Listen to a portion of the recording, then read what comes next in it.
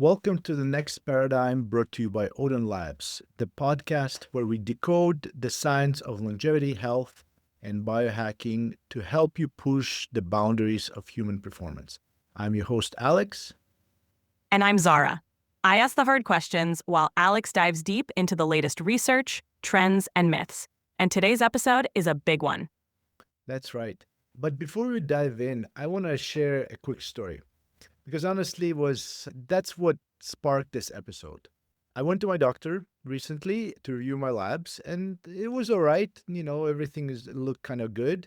But one thing stood out was, cholesterol, right? So where we hit the cholesterol in my lab review, he pauses, looks at the screen, and goes, "Your cholesterol is high." Not dangerously high, not kind of like to the point where there's an emergency, but enough that he wanted to do something about it. So I go, okay, you know what? Like, I'm actually already on it. I was proactive about it, and I'm doing some lifestyle changes. I'm putting more fiber in my diet and working on inflammation to improve cholesterol. And without missing a beat, he goes, well, maybe you should go on a very low dose of a statin. And at that point, it kind of hit me. So this is a really brilliant doctor. He's one of the best doctors I've encountered, and he truly does want what's best for me. But even he defaulted to a drug before asking any deeper questions. He kind of that's like his instinctual response, and that's what made me realize. So cholesterol is not really a medical issue; it's a mindset issue. Our healthcare system is focused on fear of one molecule, cholesterol. And we are prescribing drugs to healthy people based on outdated science and incomplete risk models. So, this episode, it's for anyone who ever had a doctor glance at the labs, just like myself, and say, you need a statin. Because at the end of the day, we want to get to the truth. We want to know, is cholesterol actually dangerous? Like, what does systems biology have to say about that? Are statins really the miracle drug they're made out to be? Or are we targeting really the wrong enemy when it comes to heart disease? You've probably heard that LDL is bad cholesterol and that lowering it is the key to heart health. But what if that's not the full story? What if the real villain isn't cholesterol at all? Today, we're unpacking the science, the politics, and the paradigm shift happening around cholesterol and cardiovascular risk in general, as well as pharmaceutical interventions. We'll talk mitochondrial health, mental side effects, and flawed logic that build a multi-billion-dollar statin industry. So if you've ever been told your cholesterol is too high, or if you're on statins and wondering if they're doing more harm than good, this episode is for you. It's time to challenge some old models and explore the next paradigm in cardiovascular health. Okay, let's get into it. All right, so let's talk about something that's been misunderstood for a really long time, and that's cholesterol, right? So, like, our main topic. More specifically, LDL cholesterol, which is the one you've probably heard called bad cholesterol. Yeah, I feel like most people just accept that. You get your blood work done, LDL's a little high, and suddenly you're told you need to fix it or start meds. Exactly. But that's the thing, though. LDL is one of the most misunderstood molecules in your body. It's not a villain, but an EMT rushing to the scene. LDL is one of the ways your body transports fat, cholesterol, and even vitamins like A, D, and E, and K. That's part of the natural kind of biological system. It's not some rogue agent that's out there to clog your arteries, like doctors say that it is. Okay, but if it's not dangerous, why is it always the one being blamed for heart attacks? Ah, yes, it's definitely like blaming the fire department for being at every fire. Just because LDL is there when there is plaque in the arteries doesn't mean it caused the problem. What really matters is oxidized LDL. So that's the real problem. LDL that's been damaged by inflammation or oxidative stress That's when it becomes sticky, inflamed, the vessel and it inflames the vessel walls and becomes an issue. So it's not the cholesterol itself, it's the environment it's in. You got it. Yes, exactly. If your body is inflamed, stressed, or under oxidative pressure, like from seed oils, processed foods, toxic, etc., LDL starts to get warped. And that's where the damage begins. Okay, so what about ApoB? That's another thing that shows up on labs sometimes. Yes, ApoB is a protein that rides on lipoproteins like LDL, and doctors often use it as a risk marker. But again, it's just that, a marker, it's not the cause. Elevate ApoB just means you got more lipoprotein particles floating around. But unless those are oxidized or inflamed, they are not the automatic problem they say it is. So if your doctor sees high ApoB and jumps straight to you need a statin, it's worth asking more questions. Absolutely. It's all about context. ApoB by itself doesn't give you the full picture. Okay, so let's say someone's listening and they've been told their LDL is too high. What kind of testing should they actually be asking for? That's the important part in this conversation. I'm glad you brought this up because traditional LDL-C, that's the cholesterol content inside the LDL particles, it's kind of outdated. What you really want are the tests that measures particle number and inflammation. So here are some big ones. So LDL-P, that's the number of LDL particles, which is more predictive than LDL-C. ApoB, again, it's still useful, but it needs to be taken into context. And lipoprotein A, or LPA, this one is genetic and barely anyone tests it, but it's important. And LPA2 and MPO, which are basically inflammatory markers. So they all show how irritated your arteries might be on a cellular level. So if you only ever get the basic panel, you could be totally misled. Exactly. And that's what happens all the time. People get scared into taking statins because based on numbers that don't mean what they think they mean. The goal is to get a full picture, not just cherry pick data from an old playbook. So bottom line, LDL isn't automatically bad. It has a job and it's actually essential to your body. The problem starts when it gets damaged, not when it's just doing its thing. Yes, exactly. The next time your doctor says your cholesterol is high, pause before you panic, get more information because the truth is cholesterol is there to help. And we've been fighting the wrong enemy, basically. Like I would definitely get more information before making any decisions. All right, we're diving into what happens after the bad cholesterol story takes hold. And that's statins. What they do, what they don't, and why there's way more to the story than most people hear. Okay, so let's now get into statins, which is basically the most prescribed drug on the planet. So the statins are the drugs they prescribe to lower cholesterol. And if you ever been told that you have high cholesterol, there's a good chance that your doctor brought them up to you. Yeah, it's kind of like a default response. Oh, your LDL's up? Let's start a statin. No real conversation, just here's the pill. Exactly. And the big question is why statins? Why is this the go-to solution? And are they really helping as much as we've been told? So let's get into a little bit of history here. So statins were originally developed to lower cholesterol, specifically LDL.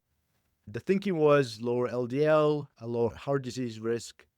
But that theory been around for decades, and the science has evolved a lot since then.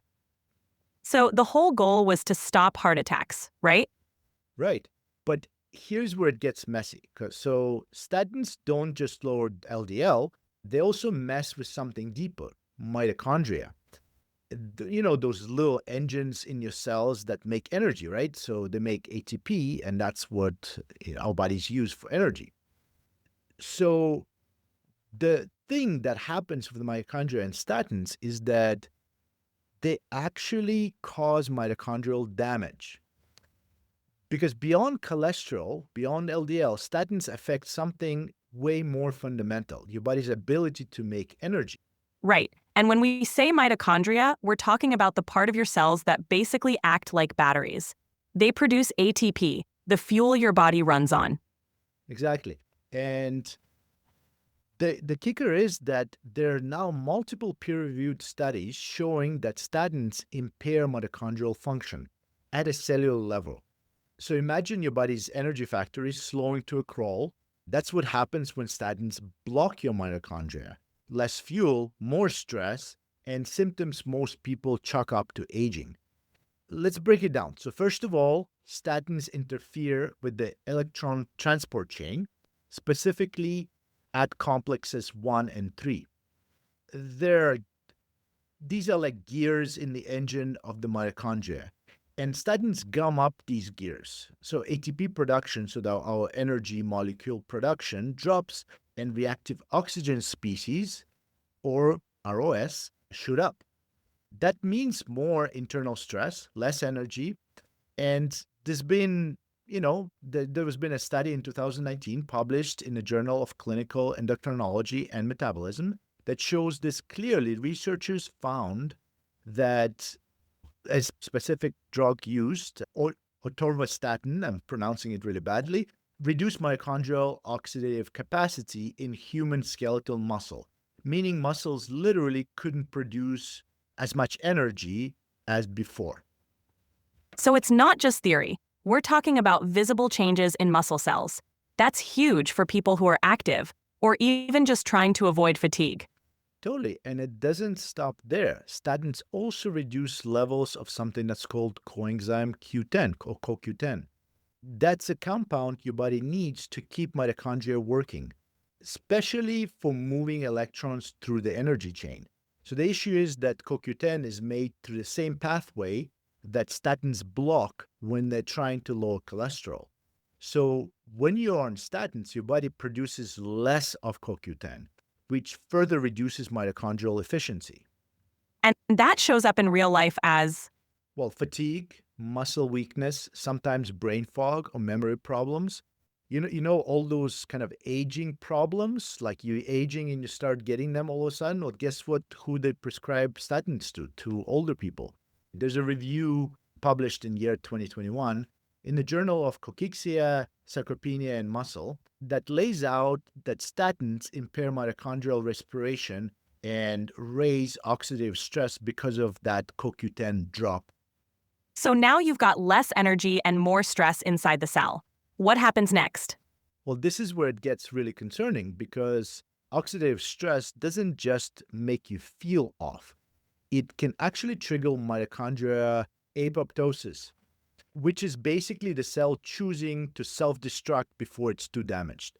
That same study in 2019 I mentioned earlier also showed signs of this. Cells under statin exposure were more prone to die off, especially in the muscle tissue.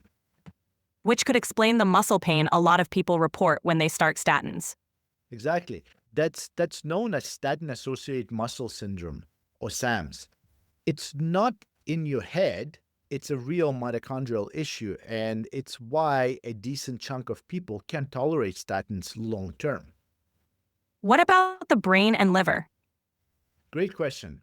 In the same 2021 review, the authors noticed that statins disrupt mitochondrial energy metabolism in hepatocytes, the liver cells.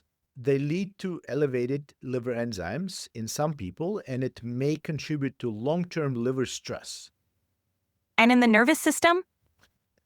Yes, as well, statins may also impact neuronal mitochondria. There's concern that this can contribute to cognitive decline, memory loss, and peripheral neuropathy in some people. That's tied to both CoQ10 depletion and elevated oxidative stress in brain cells. So if someone says, I started statins and now I can't think clearly, that's not something to brush off. Absolutely. Definitely not. That's mitochondrial red flag, not just aging. And it's supported by earlier research as well. In 2008 review in American Journal of Cardiovascular Drugs pulled together a ton of clinical cases where statins triggered muscle problems, fatigue, mood changes, and cognitive issues, all linked to mitochondrial pathways. So, to recap, statins can impair energy production, increase oxidative stress, deplete CoQ10, trigger muscle cell breakdown, disrupt liver and brain function, and most people taking them are never told any of this. Yeah, absolutely. It's one of those things that doctors really don't talk about. It's kind of it's all chucked to side effects, right? But it can cause real damage. Hey, quick pause here before we continue talking about the topic of today's episode. You're probably kind of person who wants more than just information. You want a system, right? A way to apply all of this stuff we're talking about every day in your real life. That's exactly why we created the Next Paradigm VIP community. It's not another forum or Facebook group. It's a practical, daily use platform for people who care about their health and want to optimize it with real support. You get monthly one-on-one coaching, so you're not left just guessing what's right for your body. And you get full access to Odin Lab protocol supplements, testing guides, and the exact tools that we use ourselves. So if you're done with the overwhelm and ready for a clear path, one that's guided, personalized, and actually works, we'd love to have you join us. Head to odinhealthlab.com. That's ODIN healthlab.com and book your free discovery call to learn more. You don't have to go it alone. We built this for people exactly like you. All right, back to the episode. When you start statins, you might experience side effects. Maybe it messes with your hormones, testosterone goes down. Maybe your digestion gets weird because cholesterol is actually needed to keep your gut lining strong and make bile acids. Then people get prescribed antacids or antidepressants to deal with the fallout. Yeah, it starts with just one pill, the statin, and then the side effect, and another pill. Before you know it, your morning routine looks like a pharmacy tray, all to fix a lab number that may never have been a problem. It's kind of a slippery slope. It's a cascade that kind of adds one after another. Once you're on that ride, it's really hard to get off. Okay, so all that said, do statins actually prevent heart attacks? The short version, sometimes they do a little. By the way, results are advertised is super misleading. You'll hear things like statins reduce heart attack by 30%. But that's relative risk. The absolute risk reduction is usually around 1%. So out of 100 people taking statins, maybe one truly benefits. Wow, that's a very different story than what most people hear. Exactly. And here's the other side. There is data showing that while heart attacks might go down a bit, all-cause mortality doesn't. People still die just from other things like accidents, suicide, cognitive decline. Now, here's where it gets really tangled. So this whole cholesterol is bad idea came from a researcher named Ansel Keys in 1950, so a long time ago. He pushed the theory that fat, essentially saturated fat, was the enemy. And guess who helped amplify this message? I'm guessing this is where big food enters the chat? Yep, Procter & Gamble, who owned Crisco, yeah, the seed oil company, helped fund the American Heart Association to promote this low-fat, seed oil-heavy diet. So this wasn't just about health. It was also about selling a product? Exactly. Seed oils were marked as heart healthy, and cholesterol became the scapegoat. And once statins entered the market, pharmaceutical industry had every reason to keep that fear alive. It became a multi-billion-dollar business. Okay, so we've got flawed science, food industry funding, and meds with a cascade of side effects. And all of that is still being pushed as standard of care. Unfortunately so, yes. That's why it's so important to take a step back, really get informed, and ask better questions. Statins may help a very specific group of people, but they're not a universal solution. And for many, they might be doing more harm than good. All right, so let's zoom out a little. We've talked about LDL, we've talked about statins and mitochondria, but this next part is really about stepping back and asking, what if the entire framework around cholesterol and heart disease has been off from the start? Yeah, and really, this is the next paradigm part of the conversation because for decades we've been told a very linear story. High LDL leads to clogged arteries, which leads to heart attacks. Full stop. That's what we've been told. But the actual science, the more current and nuanced science, says it's way more complex than that. Even in mainstream cardiology now, there are shifts happening. Experts in the field, for example, describe heart disease as a mix of lipoprotein burden, chronic inflammation, and endothelial dysfunction. That's when the inner lining of your blood cells essentially stop functioning properly. So it's not just about how much cholesterol you have, it's about how inflamed or damaged your blood vessels are to begin with. You got it. And you can think of it like this: cholesterol is a passenger, not the driver. Inflammation is what sets the stage for the damage. Cholesterol, especially LDL, often shows up at the scene, but it's out there to repair, not destroy. Here's where the oxidative stress comes in. This is the part of the story that often gets missed. When your body is under stress from processed foods, seed oils, lack of sleep, environmental toxins, it doesn't really matter. It all generates oxidative. And that's what actually damages the arterial walls. And once those walls are damaged, LDL shows up to patch things up. You got it. Yes. And here's an analogy I love. LDL is like a fireman. Just because the fireman is at every fire, it doesn't mean that the fireman started it.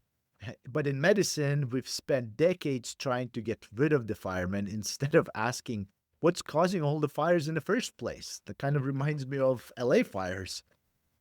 That's such a good visual. It makes you wonder how many people have been medicated for years for something that might not be the root cause. Exactly. We've built this massive infrastructure around fighting cholesterol. But cholesterol is a part of healing process. And the real issue is what's triggering inflammation and oxidative stress in the first place.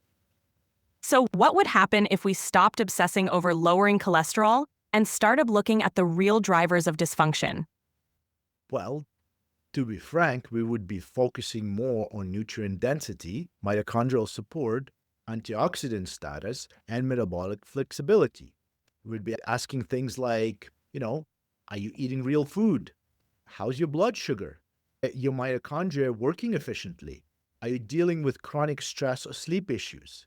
Because all of these things contribute to oxidative stress, and that's the upstream cause of cardiovascular disease. So, cholesterol isn't the enemy, it's more like the messenger. Exactly. And killing the messenger with drugs that interfere with your energy production, brain function, and hormones might be missing the point entirely. This next part is where it gets real actionable. We'll cover the testing you should be doing, the food that heal, and the habits that support real longevity, not just lab numbers. Okay, so now that we've unpacked LDL, statins, oxidative stress, let's talk about food. Because this is where a lot of confusion around cholesterol really starts. Right. The food conversation usually goes something like this: saturated fat raises cholesterol, so avoid red meat and butter, and use seed oils instead because they lower LDL. And on the surface, that sounds pretty good. That sounds very reasonable until you look closer. Yeah, seed oils do lower LDL. That's technically true. But the real question is, does lowering LDL with seed oils actually make you healthier? So if you think about it, most seed oils like soybean oil, canola oil, corn, sunflower are packed with polyunsaturated fats, right? Or PUFAs. And here's the problem. these fats are chemically unstable. So these PUFAs, right, they oxidize easily, especially under heat, light, or air exposure. So once they oxidize, they create inflammation. Yes, exactly, exactly. That's where the real damage starts. When you cook with seed oils or eat them in processed foods because they've been fried, let's say, right, or added to whatever you're eating, those oxidized fats enter your body and amplify oxidative stress, which we know is the root cause of things like heart disease and metabolic dysfunction, even neurological issues. So basically, it's a trade off. You might get lower LDL, but you're also getting more inflammation and cell damage. Exactly right. And that's the issue. We've been taught to chase lower LDL without asking how we are lowering it. Just like with statins, the win on paper might be causing more harm than good. Now let's flip it around. What about the foods we've been told to avoid? Things like red meat, butter, eggs. Everything is about balance, right? Like at the end of the day, you need to achieve balance. When we talk about eating or not consuming any PUFA oils or consuming only saturated fats, everything needs to be in balance. That's the main message here. But this is where the science and public messaging really parts ways. So animal foods are some of the most nutrient dense options on the planet. That's the truth, especially when we're talking about things like B12, zinc, iron, creatine, carnosine, vitamin B, vitamin D, vitamin K2, and complete proteins. Many of those nutrients are hard, if not impossible, to get from plants alone. And yet, we're told these foods are dangerous, that they raise cholesterol and put you at risk. Right. And that's largely based on observational studies, which are notorious for mixing up correlation and causation. A lot of those studies lump in fast food burgers with grass fed steak, and people who eat red meat often also smoke more, move less, and have, other confounding factors. So the data gets really muddy. Exactly. And when you look at randomized controlled trials, the gold standard in research, they show that red meat doesn't significantly raise inflammation or cardiovascular risk in healthy people. And any bump in LDL is often small and may not even be meaningful, especially in the context of low oxidative stress. Here's something wild though. In the insurance world, where mortality data is actually tracked pretty closely, as you know, they found that higher LDL is often associated with better outcomes in older adults. In other words, people with higher cholesterol sometimes live longer, especially after age 60. Wait, so the whole lower is better message might not even apply to the age group that's most at risk? Exactly. It's another example of how oversimplified a very complex system really is. All right, so we spent the first part of this episode dismantling the old cholesterol narrative, breaking down the risk of statins and looking at how food and inflammation really affect your cardiovascular health. But let's end on what actually matters. What helps you live longer and better? Yeah, because heart disease isn't just about avoiding a heart attack. It's about building a body that's resilient, energized, and functional well into your later years. So let's talk about what that really takes. So, all those people rushing to get their cholesterol as low as possible might not be doing themselves any favors. Exactly. Especially after age 60. There's evidence that very low LDL is associated with worse outcomes, including higher rates of cancer, frailty, cognitive decline, and even death from infections. LDL is part of your immune system as well. It plays a role in binding and neutralizing bacterial toxins. We've demonized LDL for decades, but here's what it actually does in the body. It's a raw material for making sex hormones like testosterone, estrogen, and progesterone. It helps build and maintain cell membranes, which is very important, as you know, and it literally holds your body together. It supports brain function. Your brain is made of fat and cholesterol. Without enough of it, your neurons won't fire the way they should. Which could explain why people on aggressive statin regimens sometimes report memory issues or even mood changes. Exactly. Lowering LDL without context is like pulling bricks out of a house because you heard bricks are heavy. Sure, they are heavy, yes, but they're also what holds the thing up. All right, so if cholesterol isn't the bad guy, what should we actually be focusing on if we want to protect our hearts and live longer? Glad you asked, because this is where we move from fear to function, from managing lab numbers to building real resilient health. And honestly, the first step is understanding why so many people get stuck in unhealthy patterns. You mean like why we keep eating processed food even when we know it's not helping? Exactly. Most people don't eat junk because they're lazy or don't care. They eat it because they're stressed, burned out, or just overwhelmed. Processed food is designed to be addictive, hyper palatable, and emotionally comforting. But the hard truth is the convenience comes at a cost of your energy, your brain, and even your heart. So it's not just about having more discipline, it's about creating better systems. You got it right. So here's a real checklist that supports your mitochondria, protects your arteries, and actually moves the needle on longevity. Okay, so the first thing we need to do is lower inflammation, right? So inflammation is the root of most chronic disease. Lower it with, antioxidant rich foods, quality sleep, stress management like, breath work, grounding, cold exposure, or even just slowing down. Think of it as putting out the fire before it spreads. Okay, the second thing you're going to be doing is supporting your mitochondria. So your heart and brain run on mitochondrial power. Really, everything runs on mitochondrial power. And you need to support it by simple things, your circadian rhythm, getting morning sunlight, lifting something heavy a few times a week, exercising and specifically strength training. By stressing your body, you will actually activate mitochondria. Avoiding mitochondrial toxins, right? So don't eat processed foods, breathing deeply and moving often. Simple stuff, really. And you really need to track the right things, right? So, do get the real labs done that track the things that really matter, right? So, tracking your cholesterol, although your doctor loves doing that, it's not very useful, as we discovered.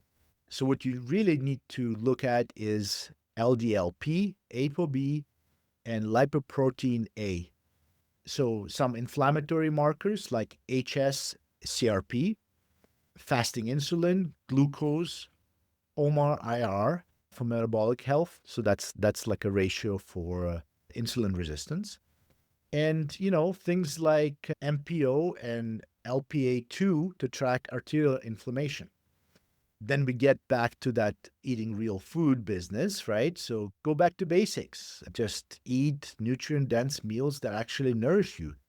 That means, animal protein, healthy fats, and a lot of colorful plants. You don't need to be afraid of fat. You should be afraid of ultra processed oils and foods engineered to hijack your appetite and metabolism.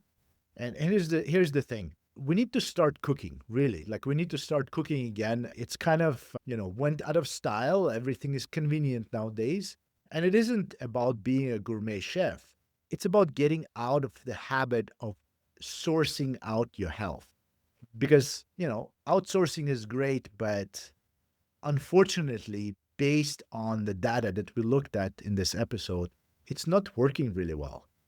When we rely on packages and takeout for every meal, we're essentially handing over our vitality for the sake of convenience, which is, I don't know if how smart that is. So it's not just what you eat, it's how it's made and who is making it. Exactly. Real food requires real effort. But that effort is worth it, don't you think? Because cooking at home is one of the most powerful practical things you can do to reclaim control over your biology, right? You know, Moving with intention doesn't mean, you need to crush hit workouts every day. Actually, you shouldn't do that because that will cause more inflammation. Just move consistently, walk, stretch, lift, play. The key isn't intensity, right? It's frequency and intention. Your heart loves rhythm and flow, not stress and spikes. And, you know, you should sleep like your life depended on it, because it kind of does. Sleep is when your heart, brain, and mitochondria repair. Deep, uninterrupted, screen free sleep is one of the strongest longevity tools we have. Don't treat it like a luxury, treat it like a prescription. So instead of obsessing over lowering cholesterol, we should be looking at how to create an environment in the body where cholesterol doesn't become dangerous in the first place. You got it, absolutely. Okay, so let's bring this into a full circle. So we've covered a lot today, from science behind LDL and statins to food inflammation and real heart disease risk. But if you remember just a few things from this episode, let it be these. So a little recap. Your body doesn't make cholesterol by accident. It makes it because you need it for hormones, brain health, cell membranes, even immune defense. LDL is part of a system that's designed to keep you alive and functioning. Demonizing it without understanding the context is like blaming the sun for sunburn instead of asking why you stayed out too long. So instead of fearing cholesterol, we should be learning how to support it and keep it from becoming oxidized or inflammatory. Absolutely. And statins are not the villain either, but they don't get a free pass. They should never be a reflex prescription just because the lab number is high. For people with advanced heart disease or very specific genetic risks, statins may be very helpful. But for prevention, that's where the risk benefit equation gets really murky. So ask better questions, get better answers, and if your doctor can't explain why you need a statin in your specific case, pause. Exactly. Instead of guessing your risk based on a standard cholesterol panel, go deeper. Look at those LDLP, ApoB, and lipoprotein A tests. Check your inflammatory markers and metabolic health metrics, right? Check that you don't have insulin resistance. Look at fasting insulin. They test fasting glucose all the time, but for some reason, they don't test fasting insulin and do a HOMA IR as a regular kind of best practice. These give you a real picture when they're put together, instead of, a story based on outdated dogma. At the end of the day, oxidative stress is the real villain. So focus on what lowers that. Whole foods instead of ultra-processed junk. Anti-inflammatory habits like quality sleep, grounding, deep breathing, and cold exposure. Movement, sunlight, and real connection. And where needed, supplements or tech that support your biology, like CoQ10, magnesium, or red light therapy. Yeah, this is where biohacking becomes powerful, not just because it's shiny or trendy, but because it helps you to take control over the levers that really matter for your aging and for your health in general. Okay, so this conversation wasn't really about fear. It was more about understanding.